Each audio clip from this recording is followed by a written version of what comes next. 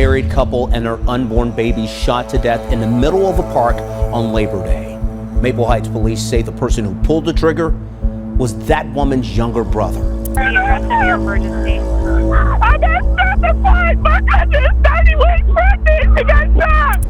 When I wake up tired, I know it's because of the energy I spent hating you. I know I will be forever tired because I will forever hate you. It was on Monday, September 4th, 2023, when reports would circulate in Maple Heights, Ohio, about a terrible murder case. A young couple had just been murdered in broad daylight, alongside their unborn child. However, the really disturbing part of this story was when sources revealed that the woman's brother was the one who pulled the trigger. The reasons why this man did what he did will shock you. Trey and Mercedes were a beautiful couple, happily married with a beautiful future ahead of them. Trey, who was 31, and Mercedes, 30, had tied the knot just a few months ago. Trey worked as a podcaster, while Mercedes was a cosmetologist and makeup artist. The couple lived in Maple Heights, Ohio, a serene suburb of Cleveland. Before her marriage to Trey, Mercedes was just another beautiful, young Black American woman making her way through life in the vibrant city. She had a successful career and also had a great personality. She was warm, caring, and fun to be around. All that was needed was a man to love and complete her world. That dream became a reality when Trey proposed to her. Trey and Mercedes had been dating for a few years, and the relationship had been going smoothly. But at the peak of their love, Trey proposed to Mercedes in the grandest of style, a public proposal. She said yes. Following the heartfelt proposal, Trey and Mercedes got wedded. It was a beautiful union filled with laughter and happiness, but their joy doubled when Mercedes discovered she was carrying a baby. The couple couldn't hold back their joy and quickly went to check the baby's gender. It was a baby girl. They didn't hesitate to share the amazing news with the rest of the family. The couple were preparing to welcome a baby in November and had even picked out a name. They were expecting a baby girl. However, their hopes were cut short one morning after they went to visit their soon-to-be grandma. It was a visit that would end in tears and bloodshed. It was on Labor Day that the tragedy happened. A married couple and their unborn baby shot to death in the middle of a park on Labor Day. Maple Heights police say the person who pulled the trigger was that woman's younger brother. On that fateful day, Mercedes and her husband Trey had gone to drop off a stroller for Mercedes' mom. But then, when they arrived, Jason Iverson, Mercedes' brother, showed up out of nowhere and shot her dead. He didn't stop there. He also killed Trey before fleeing the scene. The mom tells me she was actually at Stafford Park yesterday at a church picnic, and the reason that her daughter and son-in-law came by was to do her a favor. They were just dropping off her great-grandson's stroller. Well, that's when her son showed up and did the unthinkable. According to eyewitnesses, Jason Iverson arrived at the park shortly after 3 p.m., and immediately he came, he started a physical altercation with Mercedes and her husband. The couple tried to avoid any fights since they were in public. They tried walking off to their car. Little did they know that Jason would follow and shoot them both. This park was full of people for Labor Day events when an alleged family feud left 3 people dead and another injured. Now, we want to warn you that some of these 911 calls you're about to hear are very disturbing. 911 is the address of your emergency. I got certified. My cousin is 30 weeks pregnant. She got shot. The horrible incident was witnessed by Mercedes' mom, as well as another relative. It was shocking. When cops arrived, they found the lifeless body of Mercedes with her unborn baby, alongside her husband, dead. The horrifying news soon began to make rounds in Cleveland, and detectives came to the mom for questions. Trey was more excited than Mercedes because Mercedes was the one that was sick. She says the Parma couple was only at Stafford Park in Maple Heights on Labor Day to do her a favor, to drop off a stroller. Then out of the blue, my son shows up, and as soon as he sees them, he just goes off. So I don't know what he was doing before that got him so enraged, but he just wouldn't let up. According to Cynthia, Mercedes' mother, her brother had been holding a grudge against Mercedes for a long time. Although she never gave out any details, she believed this grudge was what escalated to the point that Iverson snapped that very day. However, she sometimes blamed herself for the incident, as both Mercedes and her husband never would have shown up at Stafford Park if not for her. You see, the couple had come that day particularly to see Mercedes' mom. Little did they know that her brother had other plans. As soon as he came and saw them, all hell broke loose. According to Mercedes' mom, she has no idea what had made Jason so enraged, but he snapped immediately when he saw Mercedes and her husband. He shot her. Do you have any idea why your son was so upset with your daughter and her husband? Well, that's a long story in itself, but the bottom line is he was holding a grudge. He just wouldn't let it go. It just festered, and I guess that was the end result. Jason and Mercedes were just 1 year apart. Cynthia Ivey, who refused to share exact details of what beef Mercedes had with his sister, did admit that she never expected things would end this way. Never in a million years could Ivy have imagined that her 29-year-old son, Jason Iverson, would shoot and kill his own pregnant sister and her husband in cold blood. Him and his sister has always been close. He's always been able to call her and she would bail him out of whatever it was. Jason killed Mercedes and her husband right there in front of their mom. It was horrible. No one would have imagined that 21-year-old Jason Iverson would be capable of doing such a thing to his blood sister. Jason and Mercedes had always been close. They had always kept in touch, and Mercedes had always been there to save him from whatever trouble he found himself in. And so, it was like a nightmare when the once beautiful family bonding experience ended up as a 911 phone call. 911, what's the address of your emergency? I got shot to fight. My cousin is 30 weeks pregnant. She got shot. Screams everywhere as people ran for safety at Stafford Park in Maple Heights on Labor Day. Maple Heights PD releasing that Jason Iverson allegedly came to the park and shot his pregnant sister, Mercedes Iverson. Listen, is she breathing at all? No, it's blood everywhere. It's coming out of her mouth. Okay, all right. We're on the way, okay? Who shot her? Her brother. It's still a mystery why Jason Iverson snapped and did what he did. According to his mom, he was struggling a bit in life at that point. But even so, that is not enough reason to kill your own sister. Jason's mom admitted that her son must have had issues, and she only presumed he was getting the necessary help since he was an adult. There were a couple of setbacks that he was dealing with in his life, and I guess he just couldn't handle it. Everything just came to a head. To my knowledge, he was supposed to have been seeking help. Being a parent, it's kind of hard when you have grown children that have issues because there's only so much you can do. Seeing her son kill her beautiful daughter, who was heavy with a child, was just too much. Jason's mom finds it hard to place her daughter's killer and her son as the same person, but she admitted she has refused to see Jason or speak with him since the incident, and she's not sure if she'll be able to forgive him for what he did. The feeling is also mutual for the rest of the family, including Mercedes' cousin, who made the 911 call, and the family of Trey, who were shocked to hear of his sudden demise. It was just difficult to imagine a happily married man getting murdered by a member of a family he married into, much more a close brother-in-law. You see, Jason and Mercedes were true siblings who had grown up together right from childhood. They both shared so many memories together and had that sibling connection. But then, at some point, they got into a dispute and things never really remained the same between the two. On the other hand, Trey and Mercedes weren't bad people. If anything, the couple was happily expecting a child. Anyone in their shoes would expect other members of both families, including cousins and in-laws, to share in the joy, but no one knows. Perhaps it was seeing Mercedes pregnant that made Jason mad, or perhaps it was an old grudge, one which he couldn't come to terms with that triggered the rage. Jason Iverson was arrested soon after the unprovoked murder. He was charged with 2 counts of aggravated murder and another charge of attempted aggravated murder. By the nature of this crime, Iverson was likely to get a life sentence. Iverson showed up in court on the 14th of September 2023, and surprisingly, he pleaded not guilty. He is the man accused of shooting and killing his own pregnant sister and her husband at a Maple Heights park in the last couple of days. He's making his initial appearance.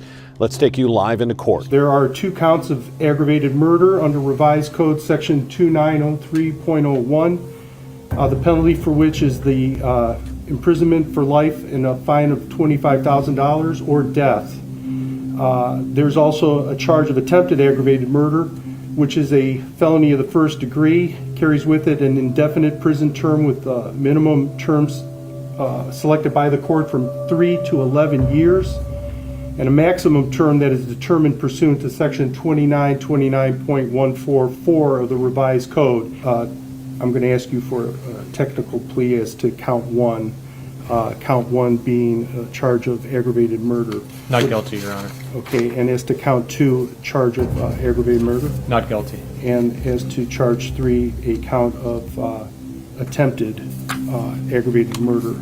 Not guilty, Your Honor. Okay, not guilty as to all charges? Yes.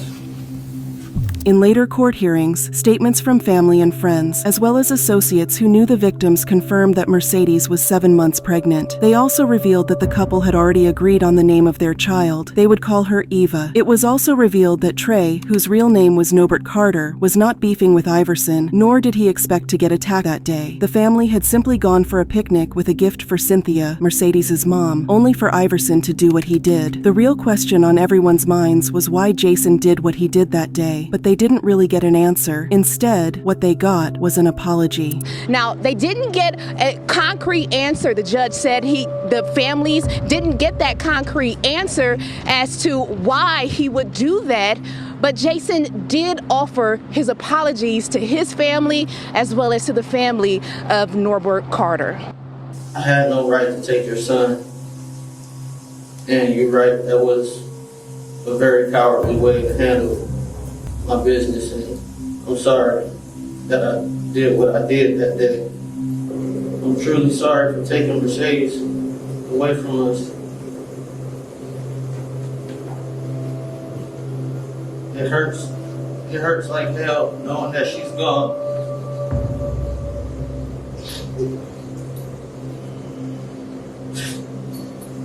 I destroyed the whole family that day. I did. And I deserve whatever punishment that's coming towards me. According to the court proceedings, it was revealed that Iverson never had a criminal record and had been a credible resident in Cleveland for years. It was also revealed that he was working at Walmart at the time when the incident happened. All of this was to paint the picture that this man wasn't a murderer, but yet it didn't quite justify the reasons for his terrible actions. Just so you know, Iverson had kids of his own and was, in fact, expecting a baby as of the time he killed his sister. And so, it's not that this man doesn't understand the joy of welcoming a child into the world. It's something else entirely, something evil. Yes, it was, Matt. Those who loved both Norbert Carter and his wife Mercedes Iverson were in tears as they tried to understand why Jason Iverson would murder members of his own family. Prosecutors say a family feud led up to the Labor Day shooting at a park in Maple Heights. And in court today, family members wore shirts honoring Carter, who was just 31 years old when he was murdered just after Iverson shot and killed his own sister, who was 30 years old. As for his mental health, Iverson's lawyer claimed he had been receiving proper treatment and was even prescribed medication before now. This scenario left everyone in court wondering, if this man wasn't a psycho, then why did he do what he did? Was it a momentary breakdown, or was he just the world's most evil brother? Well, Jay, I tell you, it was an emotional day in court today. The victims' families, as well as families on both sides, because they are related. The question that everyone wanted to know was, why would Jason Iverson murder his sister, her husband, and their unborn child? And unfortunately, they did not get that answer. The defense, they said that Jason Iverson's mental health just deteriorated, and what we heard in court is that he just snapped that day on Labor Day. The court must have gotten the latter impression, as they set this man's bond at $3 million. However, as if his crimes weren't bad enough, Iverson had also killed his own 13-year-old son, though not on the same day he killed Mercedes. The judge decided to sentence him for this crime alongside the one on ground. The case didn't drag on for too long. In fact, at the end of the day, Iverson was sentenced to life in prison without parole for his crimes. The man convicted of murdering his pregnant sister, her unborn child, and her husband at a Labor Day church cookout was sentenced. The judge sentenced 29-year-old Jason Iverson to life without parole on each count of murder. Iverson will not be able to get out of prison as his sentences are just too heavy.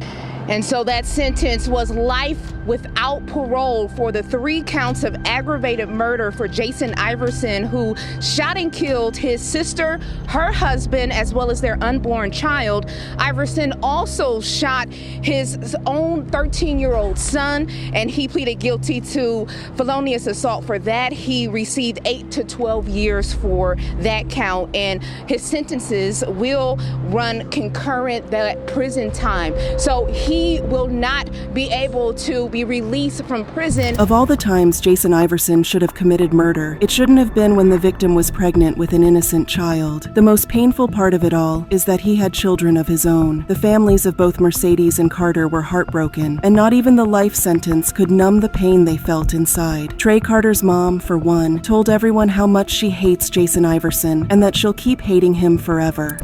When I wake up tired, I know it's because of the energy I spent hating you. I know I will be forever tired because I will forever hate you. Such is the scenario with cases like these, when people get murdered by close family members, leaving the rest of the family to mourn for life. However, Mercedes isn't the only victim in this category. In fact, the case of Enkia is one that moved the entire community to tears. About possible 1144 in a field. They at Cornelia, 4488 North Cornelia. They have the victim apparently set on fire at this time. Fresno police and fire responded to this dirt access road for a report of a dead woman set on fire. Authorities have now confirmed the victim is 26-year-old Nakaya Logan, who was pregnant at the time of her murder. The suspect, her own brother. The family members have just confirmed that Nakaya was 8 months pregnant with baby Noah, and now this comes right after the family just threw her a baby shower over the weekend.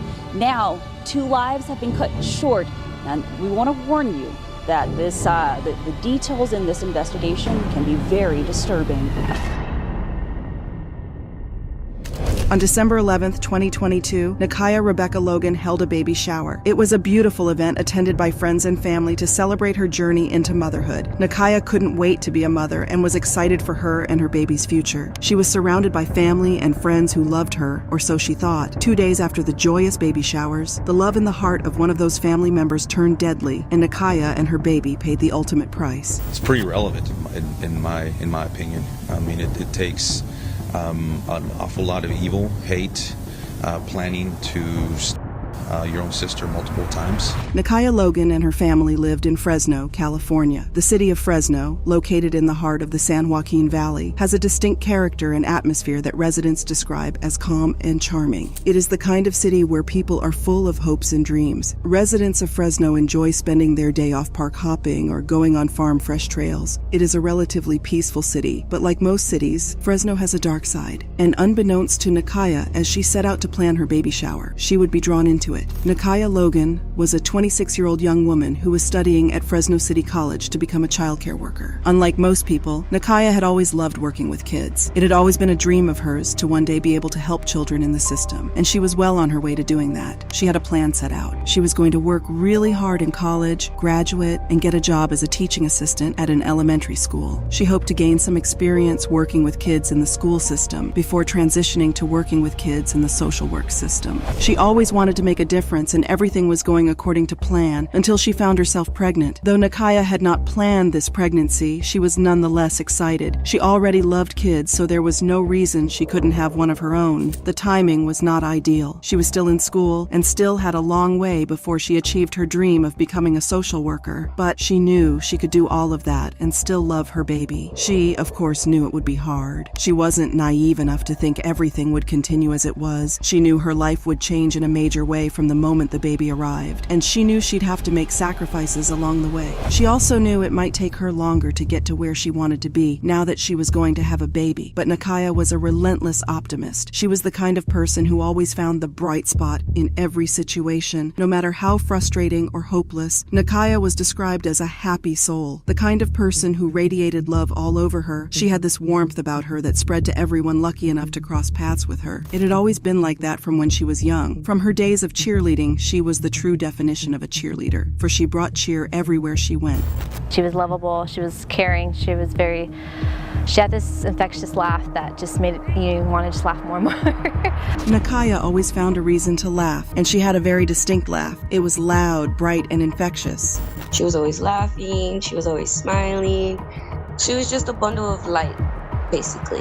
Her cheerful personality definitely came in handy when she found herself pregnant, but she wasn't worried about it. She knew she had a strong support system around her, and she would have all the help she needed. Nakaya was very excited about being a mom, and though it was hard to juggle her pregnancy and schoolwork, she somehow made it work and couldn't wait to have her baby. The moment she found out she was having a boy, she knew exactly what she wanted to name him. She picked out the name Noah. It was a name that resonated with Nakaya deeply, and she hoped her son would live up to the hopes and dreams she already had for him, even as he was still in her belly. As she watched her baby grow in her belly, her excitement grew, and it all culminated in the events of December 11th, 2022, her baby shower. Nakaya was very happy to have a baby shower, not just because it meant she got to have many gifts, but because it meant she was getting closer to seeing her baby. She was now 36 weeks pregnant, and in a few weeks, she would be welcoming her son to the world. Nakaya's baby shower was wonderful. Her friends and family poured their heart into the planning and made it exactly the way she wanted it. It was a night full of stories, joy, laughter, and a lot of love, kind of like how Nakaya lived her life. But unfortunately for Nakaya, her otherwise bright life would take a tragic turn. Everyone has a different relationship with their siblings. Some are extremely close to each other, others barely speak, and there are a lot of people right in the middle, loving their siblings one minute and hating them the next. But one thing most people with siblings can agree on is siblings can be very annoying. They can be that thorn in your flesh that bothers you a lot, but you can't get rid of because you love them. Unfortunately, just like we don't get to pick our parents, we also don't get to pick our siblings. Some of us are very lucky to have the best siblings who love and care for us no matter what, but some aren't. For some people, their siblings are not their confidant or safe space. They're their worst nightmare. For Nakaya, that was even more true. Nakaya came from a very small family. It was just her mother, and her older brother. While Nakaya was quite close to her mother, the same couldn't be said for her relationship with her brother.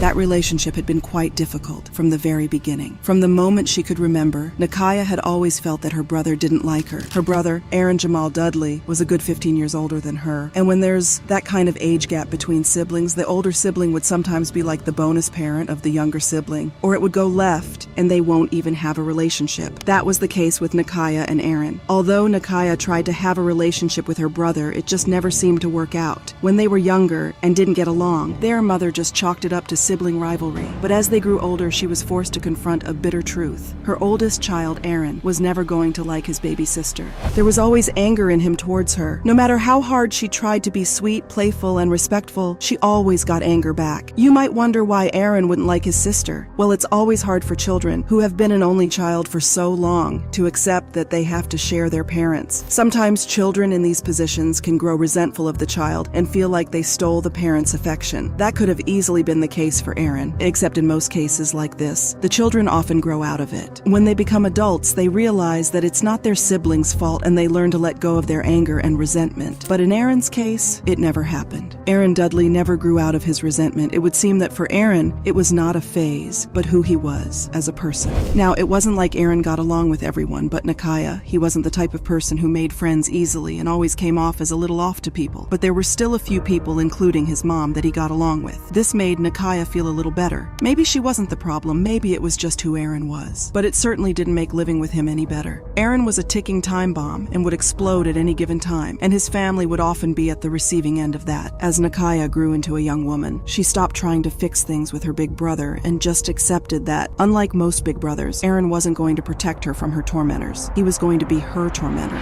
And so she tried to figure out a way to live with him in peace. And sometimes she succeeded, but sometimes she failed. When she started college, things became a little better. Nakaya would be gone most of the day, busy with schoolwork to even have to deal with him, and when she got back, she'd be too exhausted to pay him any attention. This routine worked for her for some time until she got pregnant. pregnant, and everything changed. She didn't think it was possible, but Aaron got even more hateful. His antics and explosions got worse, and he would find a way to create trouble for her. It was like he hated the fact that there was going to be another baby in the house. Of course, it was possible that he saw Nakaya's baby as just another person he had to share his mother's affection with. Or maybe he just didn't like babies. That is not clear at the moment. But what is clear is how unsafe Nakaya felt in his presence. They could have days when everything was fine, and then all of a sudden, things would get very bad. At this point, Aaron was 41 years old, so he wasn't just older than Nakaya, he was bigger and stronger. And when he started his antics, it was often very scary for Nakaya. Aaron's antics became so scary one day that Nakaya and her mother couldn't handle it alone. They had to call for help. On that particular day, Aaron had started as usual, and Nakaya was very terrified. But as he raged on, it became clear that this episode was unlike anything they had ever witnessed before. Aaron was becoming so terrifying that Nakaya feared for her safety and that of her mother. When they could not calm him down, they had to call in the authorities.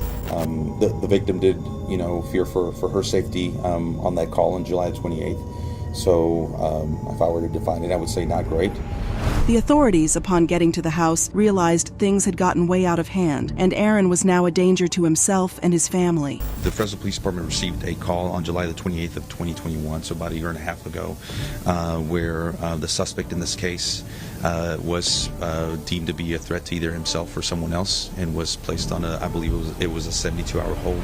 The officers took him to the hospital and put him on an involuntary 72-hour psychiatric detention. But after 72 hours, a psychiatrist came in and evaluated him and found him okay enough to go home. Aaron was then released into the custody of his mother. That day, Nakaya had expressed very clearly to officers that she didn't feel safe living in the same house as Aaron. But without any crime committed, they couldn't hold him for longer than they had to. What they didn't know was that releasing Aaron Dudley would set in motion a chain of events that would change the course of Nakaya's life forever. To that possible 1144 in a field, they at Cornelia, 4488 North Cornelia, they have the victim apparently set on fire at this time. After that last antic that brought the officers to Nakaya's family home, she stopped feeling safe. When Aaron was released and brought home, Nakaya felt immensely scared. She could feel that something in Aaron had switched. It felt like he not only hated her, but he wanted her gone. She didn't know how, but she had this feeling very deep inside her that Aaron was going to try to get rid of her. But not being able to fathom why her brother would hate her so much that he would try to get rid of her, Nakaya dismissed that feeling. But unfortunately for her, that feeling was very much real, and it would manifest on December 13th. That day began very normally for Nakaya. She was towards the end of her pregnancy, so getting out of bed was often very hard for her, and it took an abnormal amount of time for her to drag herself out of her room. Nakaya was especially tired on that day. She had had her baby shower just 2 days ago, and it still felt like she was still tired. She made herself some breakfast and proceeded to continue getting ready for the baby's arrival. That was what she did most days. Make sure she had everything she would need before the baby came. Her mother was out of the house that day, so it was just Nakaya and Aaron, and Nakaya did everything possible to avoid running into him. But it was not a very big house, and eventually they ran into each other. Nakaya became instantly terrified. Aaron had that look in his eye again, the one that sent shivers down her spine. She tried to get around him, but he stood in her way, and he was very angry. Nakaya was rooted to the spot. Aaron was in a fit of rage, and in his hand, an ordinary kitchen utensil became a weapon with which he attacked his sister, aiming directly at her stomach as if intentionally trying to make sure the baby did not survive the attack. After Aaron was done, and life had drained out of Nakaya, he carried her body and dumped her in a bin. He then pushed her body to an unpaved access road near an apartment complex, not very far from the house the family lived in. Once he got to a place he believed he would not be seen, Aaron set the garbage bin on fire with Nakaya in it and ran off. Once he got home, he did a thorough cleanup of the house to try and get rid of evidence before going about his day as if nothing had happened. But not long after, Aaron committed this horrific act. A maintenance crew passing by discovered the burning trash bin. When they arrived, they saw a victim who had been set on fire, completely engulfed in fire. The body was burned beyond recognition. Only a few acrylic nails had survived the fire. The maintenance workers immediately called the authorities to report the horrific scene they had just witnessed. Before long, authorities surrounded the area, cordoning it off to begin their investigation. The presence of several uniformed officers alerted residents that something had happened. A lot of residents poured out of their homes to see what was going on. At that point, Nakaya's mom was back home and searching for Nakaya. It didn't look like she had gone out because her phone, purse, and everything else she would usually take out with her was still at the house. Nakaya's mom was already panicking. She was worried something had happened to Nakaya. Little did she know. The reality of what happened to to Nakaya was much more horrific. Just as she was preparing to report Nakaya missing, she heard some rumbling outside and went to check. Then she heard people talking about a body that had been discovered burning not far from there. Her heart sank, desperately praying that it was not her daughter. Nakaya's mother frantically ran to the scene and amidst heavy tears, told the officers that her daughter was missing. The officers showed her the acrylic nails salvaged from the fire, and her heart shattered. She knew without a doubt those nails belonged to Nakaya. Fresno police and fire responded to this dirt access road for a report of a dead woman set on fire. Authorities have now confirmed the victim is 26-year-old Nakaya Logan, who was pregnant at the time of her murder. The suspect, her own brother. The family members have just confirmed that Nakaya was 8 months pregnant with baby Noah, and now this comes right after the family just threw her a baby shower over the weekend. Now, 2 lives have been cut short, and we want to warn you that the details in this investigation can be very disturbing.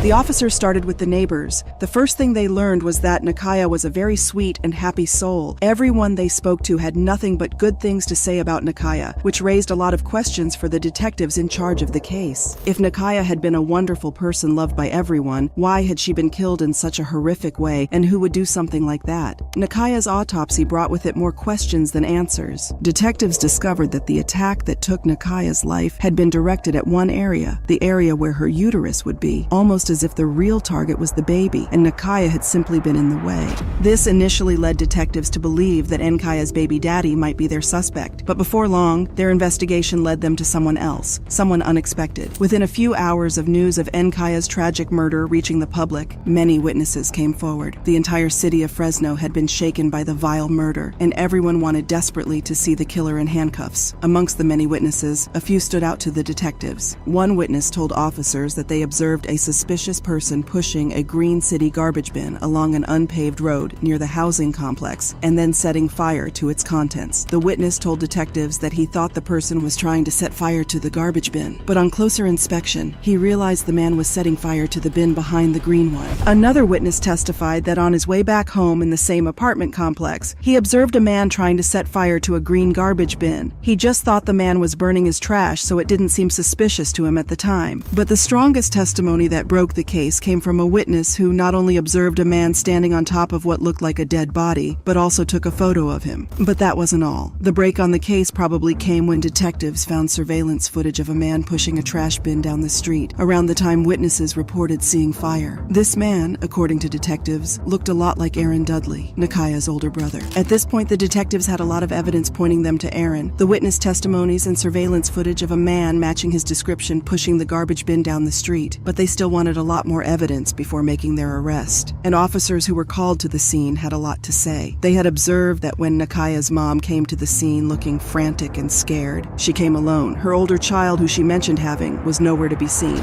This was the first thing that raised the detectives' suspicions about Aaron. After gathering all the information, the detectives were able to obtain a search warrant to search Nakaya's family home in the hope of finding more information pointing to Aaron. They did. When they got to the house, the first thing they noticed was a green garbage can in front of the house, and when the detectives peered inside it, they noticed it was spotless. Since that was unusual for garbage cans, they concluded it had been recently cleaned. The house had also been wiped clean, but upon closer look, the detectives found that it was covered in gore that lit up under blue light. This lined up with their earlier belief that Nakaya had been murdered somewhere else before being taken to the alleyway. After gathering enough information, the detectives went to bring Aaron in for questioning, but the moment Aaron saw them, he knew the jig was up and tried to take off. His actions when confronted with evidence, in addition to all the information discovered, led detectives to conclude that Aaron Dudley had murdered his sister, Nakaya. This is a person who had the wherewithal to try to clean up the evidence, try to dispose of the body, ran when the police came to knock on the door to see what was going on. So this is not somebody who does not know what he's doing. On December 14th, 2022, one day after the tragic murder, Aaron Dudley was arrested for the murder of his sister and her unborn baby Noah. Developing now, authorities have made an arrest in the death of a pregnant woman who was murdered and set on fire in Northwest Fresno. Her own brother, now in custody, accused in the crime. Aaron was charged with the baby's death because Nakaya was so far along in her pregnancy, and at the time of her murder, baby Noah, would have been able to survive outside of her body. Aaron Dudley appeared in court not long after to enter his plea, and he pleaded not guilty to both charges. Although the case is still in court, the prosecutors are confident they can win this and get Nakaya and her unborn son the justice they deserve. Hey, thanks for watching. What are your thoughts on this case? Do you know of other similar cases? Let me know in a comment. And before you go, make sure you like, subscribe, and hit that bell button. See you next time, and stay safe.